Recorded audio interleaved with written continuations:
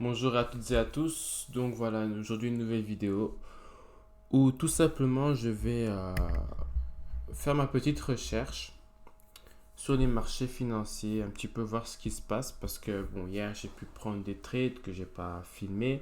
Ça fait même d'ailleurs très longtemps que j'ai pas posté. J'ai filmé mais j'ai pas posté.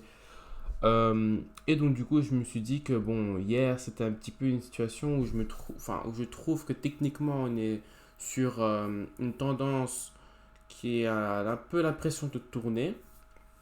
Et je me suis dit que c'était pas mal, en faisant mes petites recherches à ce moment-là, de faire une vidéo pour le coup le lendemain, donc aujourd'hui le 28. Et donc du coup, comme ça, bon, on peut toujours, enfin, je peux toujours faire en sorte que mes recherches soient vues par toi qui regarde. Et donc, du coup, tu pourrais peut-être avoir des idées ou, je sais pas moi, peut-être croire que c'est une bonne décision ou pas. Enfin, voilà, je partage juste mon truc. Comme ça, bah, vous savez un petit peu ce que je pense, tout simplement. Alors, en premier temps, d'abord, je vais couper la musique là derrière. Enfin, il n'y a pas de musique, mais mon baffle, que vous ne voyez pas. Donc, ensuite, ce que je compte faire, c'est aller sur Forex Factory. Donc, je regarde vite fait sur le côté droit. Ok, ça enregistre bien. Donc, parfait. Alors, aujourd'hui, je vois que il y a des annonces au niveau du FOMC, plutôt des speech, et aussi une annonce. Là, donc, CB Consumer Confidence. Donc, moi, ce que je fais, c'est que je le mets en français, tout simplement. Je regarde, je vois que c'est un petit peu petit. Alors, je vais euh, voilà, faire ça comme ça. Je pense que ce sera un peu plus clair pour vous. Et donc, du coup, donc les prévisions sont à 101, les précédents à 102,6. Donc, je vais voir enfin, qu'est-ce que ça consiste réellement. Donc, niveau d'un indice, blablabla. Bla, bla, bla. Alors, pourquoi les traders sans souci? La confiance financière est un indicateur avancé des dépenses de consommation qui représentent la majorité de l'activité économique globale. Donc, c'est une enquête d'environ 3000 ménages qui demande aux répondants d'évaluer le niveau relatif des conditions économiques actuelles et futures, y compris la disponibilité de la main-d'œuvre, les conditions des affaires et la situation économique globale. Donc, pour voir si les ménages trouvent que la situation actuelle est quelque chose où ça va, ils peuvent payer ce qu'ils veulent, on dirait. Donc, voilà, vivre normalement, les dépenses de consommation, donc avancer les dépenses de consommation. Et donc, du coup, au passé, on était à l'index donc, de 102,6 et maintenant, selon les analystes, on s'attend à 101,0. Donc concrètement, cela veut dire que les consommateurs peuvent alors moins dépenser. On est toujours dans une situation où l'inflation est assez haute et que les taux d'intérêt sont également si hauts. Donc du coup, je vais juste aller sur Trading Economics pour un petit peu voir si enfin normalement pas, mais s'il y a eu un chiffre de CPI qui est sorti. Donc on est toujours à 3,20 avec toujours des taux d'intérêt. Donc là écrit 5,50, mais on est entre 5,25 et 5,50. Alors comment on peut savoir qu'on est entre les deux? Il suffit d'aller sur un site internet qui s'appelle CME Fed Watch Tool. Et donc du coup, eux peuvent dire où les investisseurs se trouvent au niveau des taux d'intérêt. Donc, est-ce qu'ils pensent que ça va augmenter? Est-ce qu'ils pensent que ça va rester pareil sur un taux plateau? Ou bien est-ce qu'on pense que tout simplement ça va descendre? Et donc, du coup, ici, la plupart pour l'instant, donc pour le Fed Meeting de 13 décembre 2023, alors c'est vrai que je trouve ça assez spécial. Pourquoi? Parce que j'ai l'impression que celui-ci, donc ce meeting-là, j'espère que vous n'entendez pas trop le bruit qui est là derrière parce que ça fait quand même pas mal de bruit. Sinon, c'est pas grave, je posterai quand même dans tous les cas. Je pense que le contenu est toujours bon.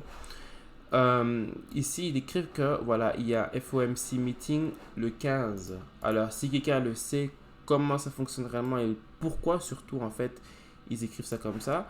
Parce que pour moi, en fait, c'est déjà le 1er décembre où justement le président de la Fed, donc Mr. Powell, va commencer à nous dire ce que bah, la Fed voit au niveau de l'économie et qu'est-ce qu'ils comptent faire au niveau de l'inflation. Donc voilà, ici ils écrivent dans 15 jours, alors que on voit qu'il y a déjà une conférence le 1er décembre, donc cette semaine-ci, ce vendredi-ci.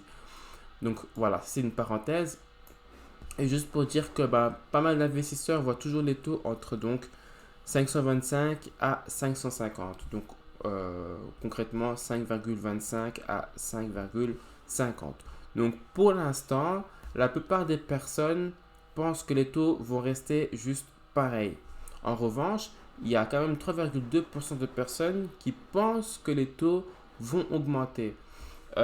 J'ai pas posté la vidéo, mais en gros, il y avait quelques jours, euh, donc il y avait le même graphe, sauf qu'on ne pensait plus à une augmentation des taux. Enfin, la plupart des investisseurs pensaient plus à même couper les taux. Donc, la plupart des investisseurs pensaient que les taux allaient rester en taux plateau et la minorité pensait qu'on allait déjà commencer à couper les taux d'intérêt. Tout simplement parce que comme on peut le constater, on voit que ici l'inflation est quand même à 3,20 et que même au niveau des jobs, jobless rate, donc jobless rate c'est le taux de chômage, je vais mettre également aussi en français. En fait, le taux de chômage montre également aussi qu'il y a plus de personnes qui sont en demande d'emploi et c'est ce qui est un petit peu compliqué. Mais il y a eu quand même certains chiffres, notamment la semaine passée, où c'était le unemployment claims. Donc en gros, les unemployment claims, je vais le mettre ça en français, si c'est ouais, c'est ici. Donc je regarde de nouveau. Alors c'était peut-être pas la semaine passée, mais c'était peut-être la semaine d'avant. C'est vrai que la semaine passée, on a eu Thanksgiving, donc du coup, il n'y a pas eu beaucoup de news. Mais voilà, le CPI, ça, je pense que j'avais déjà fait une vidéo. Mais il me semble qu'il y avait vraiment, oh, voilà, unemployment claims, mais à mon avis, j'en rate un. Je me demande si c'était pas vraiment la semaine passée. Ah bah si, voilà. Non. Autant pour moi, c'est bien ce que je me disais. Il y en avait bel et bien un la semaine passée. Et donc du coup, on a pu constater qu'il y a eu moins de personnes. En fait, unemployment claims, c'est un petit peu comme les personnes qui, donc pour les Français, c'est le RSA. Ici en Belgique, c'est le CPS. Et en fait, il y a le CPS, mais également aussi le chômage, etc. Je pense que ça rentre aussi en jeu. En fait, ce sont les benefits, donc ce que tu reçois quand justement tu n'es pas salarié, quand tu es dans le chômage, bah, tu reçois donc une aide. Voilà, le chômage par, je ne sais plus comment c'est, quelle organisation ici en Belgique. Mais bon, voilà, il y a des organisations qui te donnent justement cette aide-là le temps que tu trouves donc un emploi. Et donc du coup, on a constaté que ben, le forecast était à 226 000 et au final, il n'y en a que 209 000 personnes. Je dis bien que parce que bon, au passé c'était 233, on a cru que c'était moins, mais que voilà, il y en a quand même autant et au final, bon, bah, c'est descendu à 209 000. Donc ça permet quand même de dire que quelque part, il y a quand même le chômage qui augmente, mais il y a aussi un système un peu spécial, je ne me rappelle plus exactement, il faudrait que je fasse aussi des recherches là-dessus. En fait, le système chômage aux États-Unis est assez spécial, donc bien sûr, c'est pas comme en Europe où on te retire de ton salaire et après, donc c'est directement investi pour ta pension, également si au cas où pour le chômage, etc. Je sais que ça, ils l'ont pas, mais il y a quand même aussi un autre système, je pense, euh, ça me dit vaguement quelque chose, mais bon, ce n'est pas des plus importants. Aussi, hier, ce qu'on a pu remarquer, c'est par rapport au new home sales, donc la vente de nouvelles maisons. Le truc, c'est que donc, on pensait qu'il y aurait quand même eu plus de personnes, enfin plus de ventes au niveau des biens immobiliers. On se rend compte que les taux d'intérêt fait quand même son travail, ça ralentit quand même pas mal l'économie. Et bon, on voit aussi que donc ça c'est plus sur donc ça c'est la partie donc je vais dire, news, etc. Bon, bien sûr, il y a aussi le FOMC ici. Il y a du Richmond Manufacturing Index. Bon, ça c'est pour tout ce qui est ouais, manufacturier. Donc, est-ce qu'il y a maintenant de la richesse, pas comme les PIB, mais est-ce qu'il y a de la richesse? Voilà, une amélioration. Ok, non, c'est même pas ce que je pensais. Donc, au-dessus de 0 indique une amélioration des conditions, en dessous, une détérioration des conditions.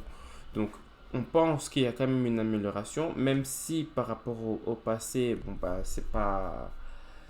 C'est pire que le passé, mais c'est pas non plus un point où on se dit ça ne va pas, que ça s'est vraiment détérioré. Pour l'instant, on a l'impression que ça s'améliore quand même. J'avais déjà dit un peu dans une vidéo que ben, en fait, les sociétés, elles s'adaptent souvent. Bon, après, c'est une société qui sont juste trop mal gérées et qui donc du coup, avec des taux d'intérêt trop élevés, ben, ça les liquide complètement, quoi. J'espère qu'il ne fait pas super sombre. J'ai l'impression que ça va. Et donc du coup, pour ce mardi 28, on a donc pas mal de FOMC. Donc le marché ouvre dans 18 minutes. Il est 14h12. Euh, Avec mon prop firm que j'utilise, je ne peux pas donc trader pendant les speeches. Donc je vais voir un petit peu parce que je vois que les speeches, ils ont l'air un peu de... J'ai l'impression qu'ils se chevauchent un petit peu. Donc il y en a un à 16h, donc heure GMT ici en Europe, précisément à Bruxelles. Puis un à 16h05. euh, puis un à 16h45, 19h05, 21h30. Donc moi, ce que je fais alors à ce moment-là, c'est que je vais tout simplement sur le site de la Réserve fédérale, Federal Reserve, et donc là-dessus, je peux voir le calendrier, voir les événements. Parfois, on peut même voir, ben, comme là, voilà, on tombe directement dessus. Donc, à quelle heure tout commence exactement. C'est très important, surtout pour les personnes qui tradent des propres firmes et qui sont interdits de trader pendant justement les speeches, de bien regarder au niveau des heures avant même de commencer à travailler. Donc du coup, c'est ce que je fais là maintenant. Donc ici, il est écrit donc pour le 28 du 11, n'oubliez pas, les dates américaines sont à l'envers. Voilà, titre informatif, hein. C'est pour ça que vous voyez 11, 28, mais en fait, il n'y a pas de 28 mois, chose que tout le monde sait, c'est genre juste à l'envers. Anyway, donc on voit ici que il y a des speeches, on peut donc voir en live en cliquant dessus. J'ai l'impression que c'est vraiment toute une journée. Alors moi, ce que j'aime bien faire, c'est que je traduis en français. Donc il y a écrit ici à 10h05. Christopher G. Waller. Alors lui, il est important. À mon avis, c'est même orange parce qu'il est. Je sais que c'est quelqu'un. Voilà, Waller, c'était lui. Donc en orange, mais apparemment, il y a aussi Goldsby. Donc Goldsby, je regarde si je peux le trouver ici. Alors, tac, tac. Je ne vois pas de Goldsby. Mais en revanche, les Michael S. Barr. Michael Esbar, je l'ai vu, donc voilà, deux fois il y est, et effectivement, on le voit une fois ici à 13h05 et une fois à 15h30. Donc en fait, j'ai intérêt à faire en sorte de trader bien avant. Donc je compte m'arrêter à 10h heure là-bas. Alors ce que je fais aussi, c'est pour être sûr de ma time zone, j'écris ben, time zone tout simplement. Time zone, voilà, il est ici. Ups. J'aime vraiment bien ce site parce que en fait, je trouve qu'il est grave bien mis en place. D'ailleurs, ça m'étonne que je ne l'ai pas encore mis dans mes favoris. Mais voilà. Et donc, du coup, on voit ici que heure locale, c'est vraiment pour les personnes qui ont un petit peu du mal avec les heures. Moi, j'ai vraiment du mal avec les heures parce que bah, je travaille en décalé. J'ai pas de London Session, même si, par exemple, sur mon téléphone, on peut voir concrètement que j'ai une alarme sur la London Session. Mais depuis que je traite plus le Forex, mais en fait, ça me sert plus à rien. Mais j'aime bien quand même le mettre. Donc voilà. Et donc du coup, bon, ben, avec les AM et les PM, c'est parfois un peu compliqué. Enfin, en tout cas, moi, j'ai vraiment eu du mal à comprendre vraiment le système. Et en plus de ça, on a eu quand même le décalage d'horaire. Donc du coup, on est passé de 5 heures à 6 heures. de décalage entre les US et ici, enfin précisément New York et ici, enfin Eastern Standard, je sais pas si c'est New York ou pas. Donc, il faut me dire Eastern Standard, donc EST, comme ici, ou parfois on peut dire aussi ET, donc Eastern Time, désolé, on le dit en anglais. Ensuite, donc on voit ici concrètement qu'il y a 6 heures de différence. Donc du coup, le marché a un pré-market, si je peux dire ça comme ça. Le pré-market, il est à 14h30, mais j'ai l'impression qu'il y a plus de volatilité à 15h30. Donc ça veut dire que 15h30, ici 15h30, ça veut dire que là-bas il sera 9h30. Et donc ça veut dire que par rapport à ce que je vois ici, c'est à 10h05, ça veut dire que enfin, je dois arrêter de trader 1 minute avant le speech et 1 minute après le speech, je peux recontinuer à trader. Mais là, c'est vraiment, vous voyez que c'est 10h05 et je sais pas, ça peut peut-être durer 40 minutes, donc du coup, on va enchaîner avec ce discours-là. Et après, on va peut-être enchaîner jusqu'à là et ainsi de suite. Et donc, ça veut dire qu'aujourd'hui, je ne vais pas pouvoir trader. Euh, j'ai oublié de le dire, mais en fait, je vais trader pendant Thanksgiving. J'ai lancé 3 trades, 2 perdants, un gagnant. J'ai pas pu couper mes positions. Et en fait, il s'est passé quoi? C'est que je pouvais tout simplement pas trader pendant Thanksgiving. Donc du coup, ben, j'ai perdu mon compte. Mais c'est un mal pour un bien parce que toujours pas de publicité, mais tout simplement le plateforme que j'utilise. Donc je payais quelque chose, donc c'est mensuel. Pour les futurs, souvent c'est mensuel, apparemment. Et donc du coup, enfin que je dis apparemment, c'est que tous les prop firms le font mensuellement. Donc au lieu de payer 5 6 7 800 1000 euros d'un coup, bah, vous payez tous les mois quelque chose. Et normalement, moi c'était 209 euros. Et là maintenant, j'ai payé 165. Et donc du coup, j'avais 40% de réduction. Et là maintenant, j'en ai eu pour 50% de réduction parce qu'il y a eu le Black Friday qui est passé. Et en même temps, je peux recevoir un compte supplémentaire une fois que je serai funded.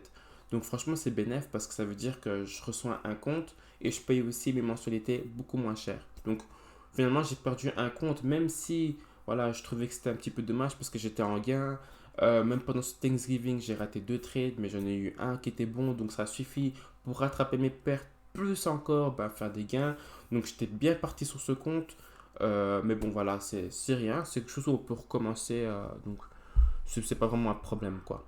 Et, et donc, du coup, bah, juste pour dire que je vais voir si je vais trader le pre-market, enfin le pre-opening du marché, donc 14h30. Ou sinon j'attends 15h30, mais ça veut dire que j'aurai donc une demi-heure. Donc je vais couper pour faire en sorte que ce soit donc heure américaine 10h. Je vais pas attendre à 1 minute près parce qu'on ne sait pas si les 1 minute de chez eux et les 1 minute de chez moi sont exactement pareils. Donc je coupe avec 5 minutes d'avance, je préfère. Peu importe ce qui peut se passer, etc. Mais il me faut quand même un trade donc d'ouvert parce que donc là je suis dans la période des 5 jours où je suis obligé de trader tous les jours. Et donc du coup, bon bah je vais essayer de faire donc mes gains avec ce petit laps de temps. Du moins si je fais pas de... Comment je veux dire ça? Si je vois pas vraiment d'opportunité, je vais genre juste ouvrir et fermer directement avec un contrat, ce qui sera très très très rapide. Je regarde juste au niveau du temps, ok, 18 minutes. Donc là maintenant, je vais vous montrer une deuxième partie. En fait, cette partie-là est hyper importante pour moi parce que tout simplement, on voit un petit peu ce qui se passe sur le marché. On a l'impression de voir un retournement de situation. Et donc, du coup, ben, je voulais vraiment faire en sorte que vous le voyez. Comme ça, je vous fais passer l'info entre guillemets, quoi. Donc, du coup, voilà. Donc, on y est sur mon TradingView. Pour l'instant, je vais mettre mon RSI de côté. Je mets ça là. Alors, j'espère qu'il ne fait pas trop trop sombre. Je vais sinon allumer la lumière parce qu'il manque un peu de luminosité, j'ai l'impression.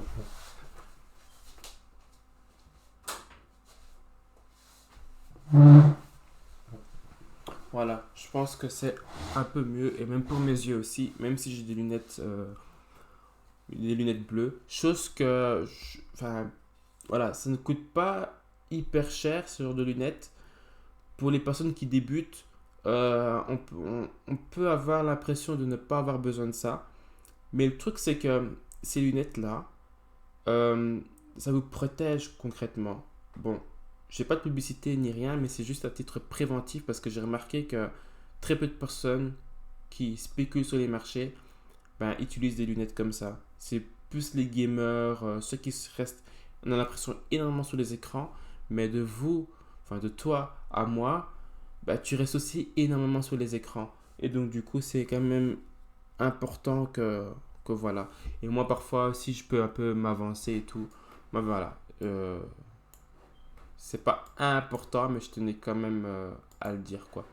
Ici, je vais quand même enlever l'alarme parce que j'avais mis une alarme parce que hier, donc j'ai pris des trades.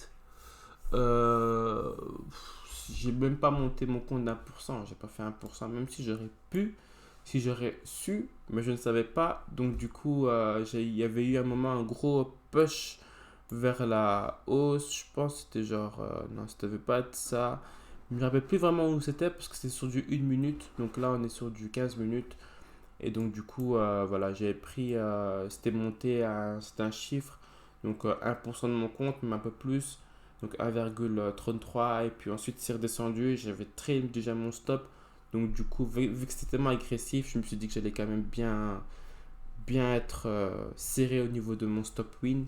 Et donc, du coup, heureusement que je l'ai fait parce que, comme vous voyez, le marché, en fait, il est occupé à cracher. Et ce que j'avais de montrer avec vous, c'est qu'il est hyper intéressant, c'est que donc du coup, on voit concrètement que bah, le marché, on dirait qu'il est occupé à tourner.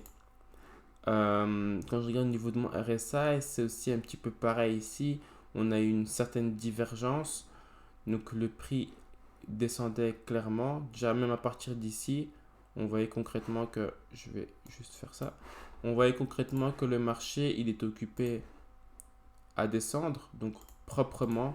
Donc déjà à partir d'ici, on pouvait, enfin pas à partir de là, mais à partir d'ici, on pouvait déjà s'attendre à ce que le prix en fait descende.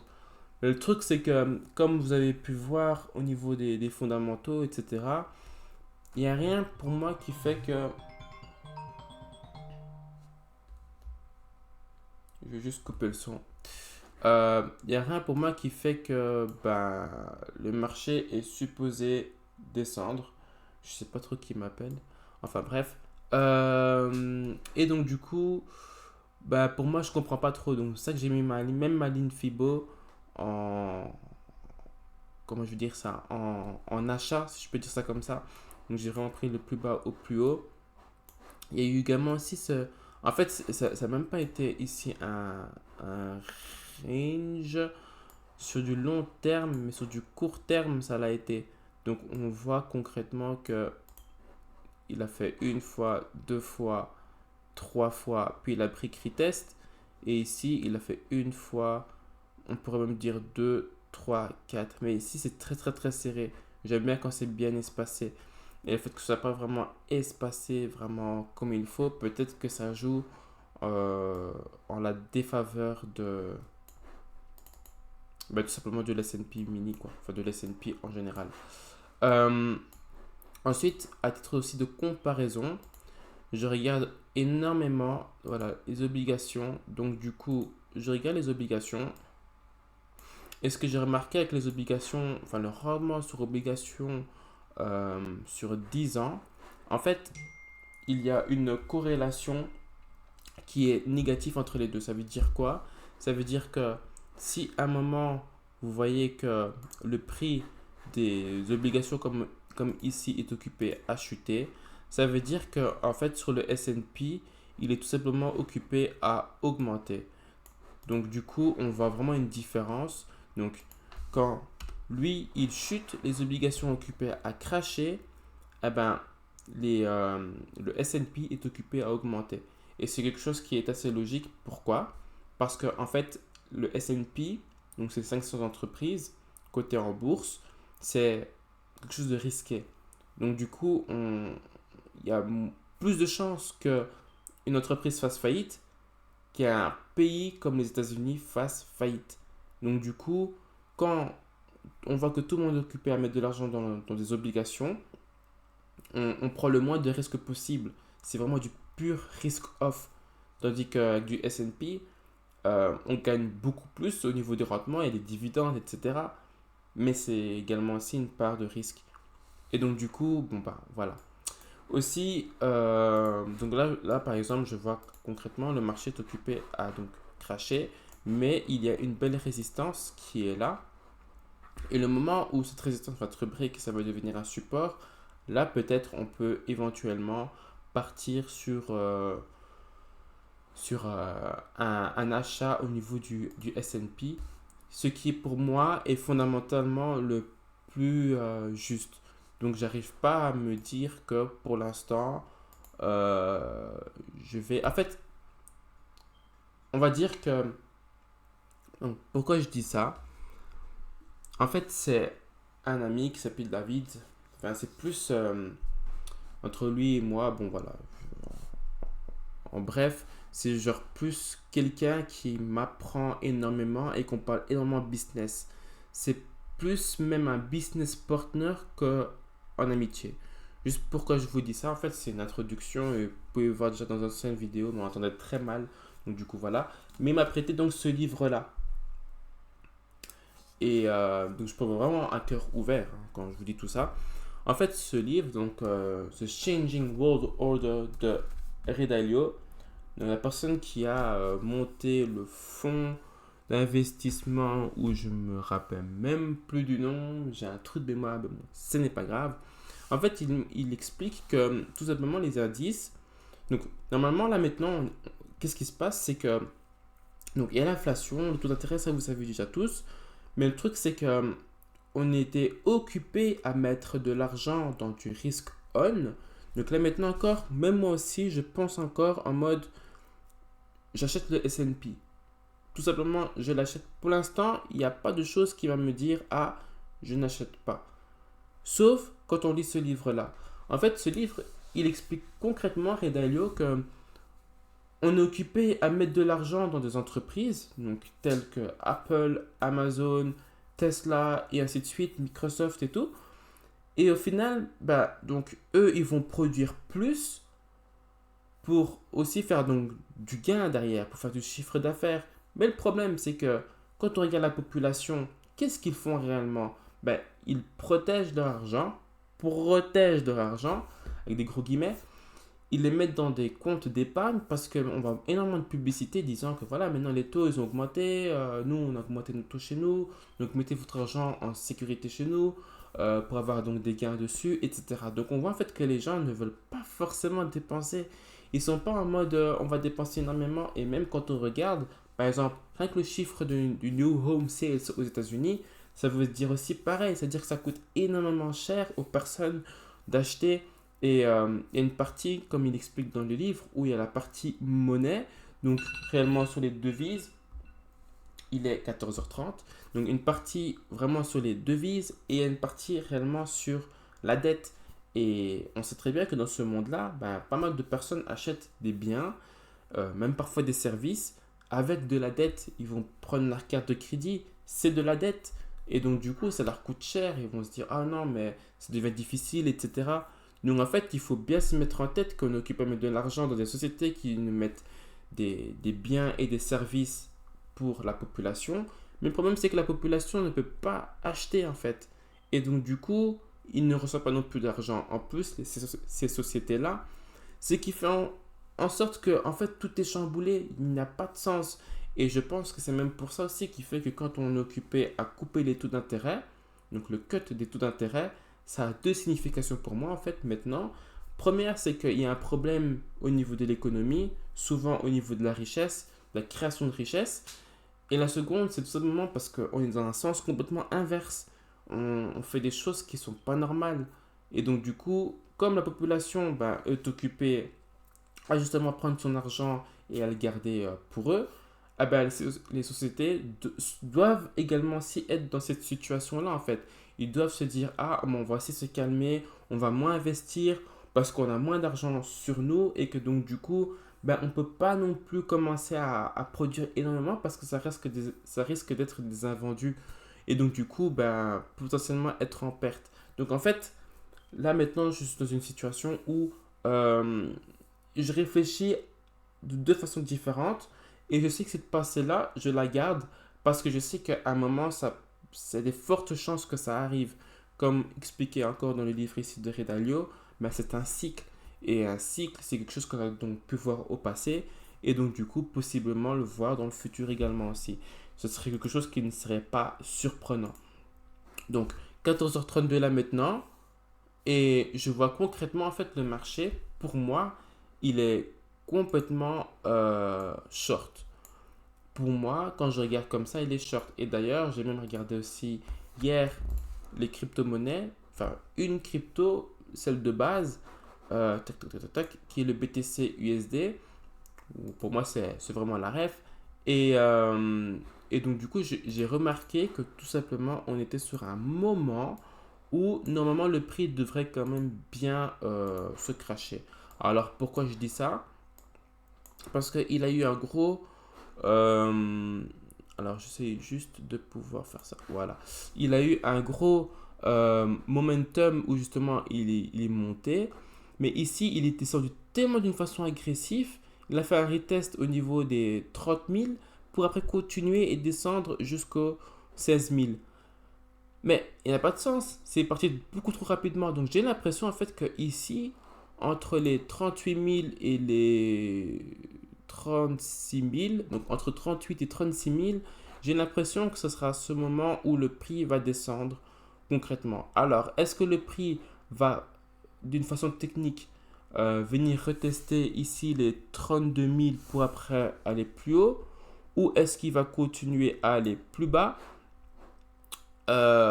Personnellement, j'espère qu'il va aller plus bas.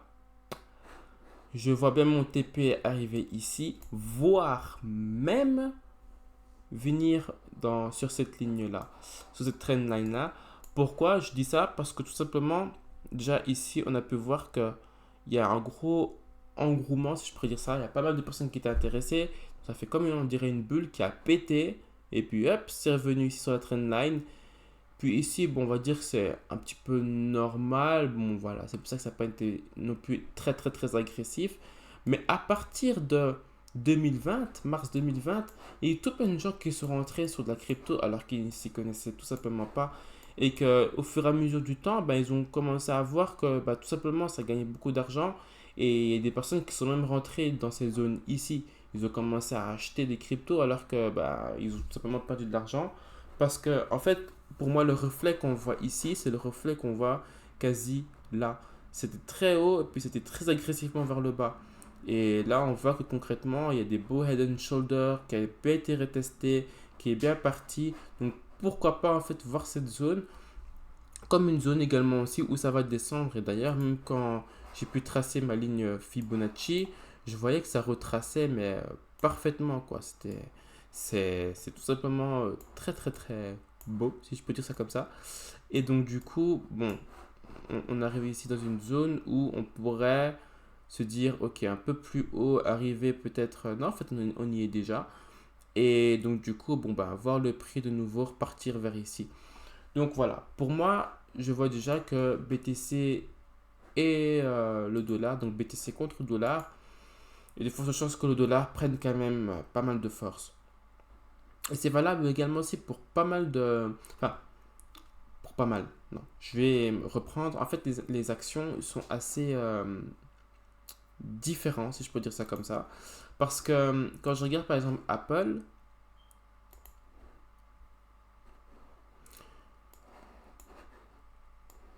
voilà. Apple, par exemple, Apple pour moi a pris ces derniers jours pas mal de... Tout simplement de valeur. Ça a pris de la valeur, donc déjà ça, cette trendline, je vais la supprimer parce que je sais pas ce qui s'est passé. Mais c'est tellement vertical. Donc voilà, pour moi c'est clairement pas une trendline à tenir. Donc voilà, ce serait plus quelque chose comme ça. Et d'ailleurs même, ça respecte beaucoup plus. Je pense que même le prix pourrait revenir à 38,20% Fibo avant de réellement repartir. Bon, là, on arrive quand même quasi à son plus haut sur Apple. Voilà. Enfin, concrètement, il n'y a pas. Pour moi, je pense que ça va. On est sur peut-être un début de crash.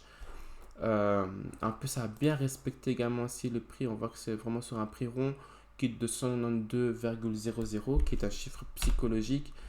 Mon Tesla, pour moi, Tesla, c'est vraiment très, très, très bizarre comme action. J'étais une personne qui trade Tesla. Moi, en tout cas, bon, déjà les actions, je ne touche pas. Mais je trouve que c'est assez spécial. Alors, je cherche un petit. Donc, ici, je dirais quelque chose comme ça. Ah, ici. Donc, parfois, ça sort légèrement, mais pas plus que ça. Et donc, du coup, bon, bah, Tesla, on dirait qu'il est vraiment sur une tendance plutôt haussière, sachant qu'il avait déjà fait, voilà, ici, euh, également aussi ce genre de pattern, qui est un pattern de continuation, qui est un flag. Également aussi, on peut voir un beau head and shoulder. Donc, du coup, oui, on pourrait penser vraiment à une tendance qui est bien haussière, même si ça abrite une longue trendline. Donc voilà, juste pour dire que en fait j'ai l'impression qu'on est ou bien occupé un petit peu à shift, donc occupé à tourner, ou bien on est dans une indécision en fait. Et ce qui est assez marrant, quand je regarde, donc tout en gardant l'idée de l'indécision, donc je regarde juste, parce que ça j'ai souvent sur mon téléphone, mes idées, chat, je cherche tout simplement où il y a l'actualité ici. Euh, En fait, souvent, je regarde sur mon téléphone. Donc, j'avoue que je sais même pas où il se trouve ici. Euh, Notification peut-être. Est-ce que ça pourrait arriver dans les codes 9? Non, pas code 9. Ups. Euh, Bah, en tout cas, alors je vais le prendre sur mon téléphone. Comme ça sera beaucoup plus simple. Alors,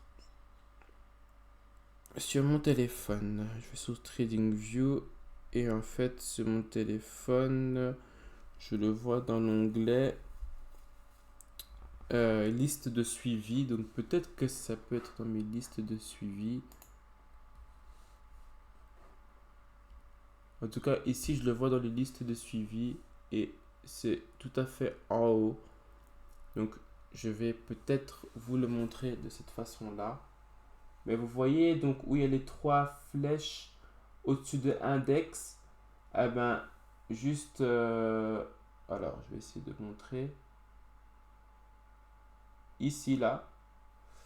Euh, ouais, je regarde un petit peu mon nom parce que j'ai l'impression que. Voilà. On voit tout simplement donc l'actualité. Et puis, donc, du coup, là, pour l'instant. Donc, ça, c'est Reuters. Reuters, je sais que c'est au niveau de l'Europe. Donc, rien à voir avec les États-Unis. Enfin, ça a à voir, mais indirectement.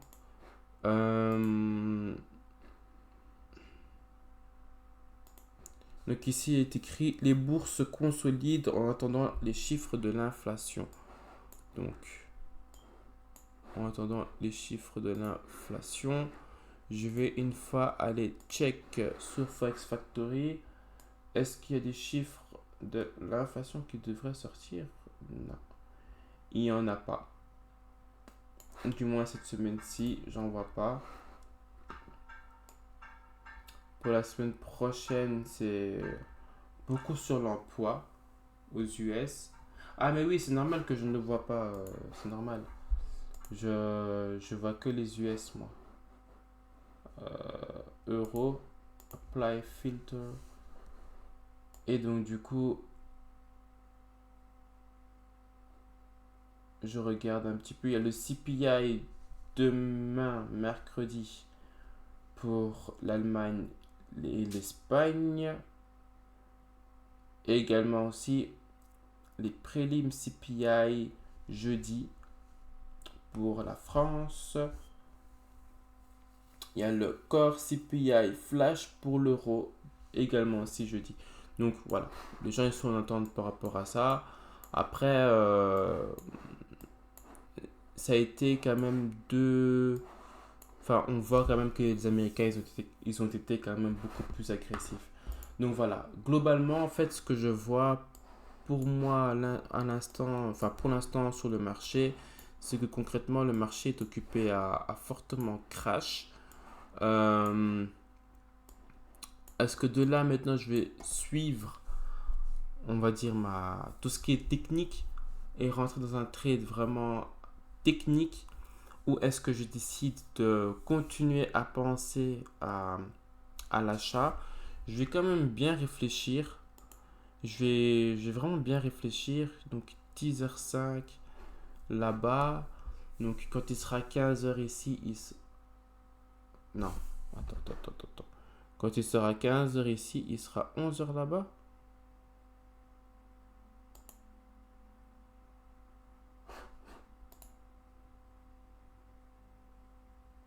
Euh, Non. Quand il sera 15 heures ici, il sera 9 heures là-bas. Ok.